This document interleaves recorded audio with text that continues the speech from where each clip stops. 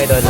Dito kami ngayon sa McDonald's mga kalbo. So sa mga nagtatanong ng gear package namin na worth 4,500, meron na kayong entrance killer dito na 2 pieces. Tapos meron kayong panel dito na one panel lang head dito. Tapos ito kasi 18th birthday to. So pwede siyang first birthday pero ding 7th birthday. Yan. So ito yung mga kasama sa gear package namin. So inad lang namin yung souvenir stand kasi may party kanina dito. So yun yung backdrop kanina. Instead na doon namin nilagay na lang namin dito.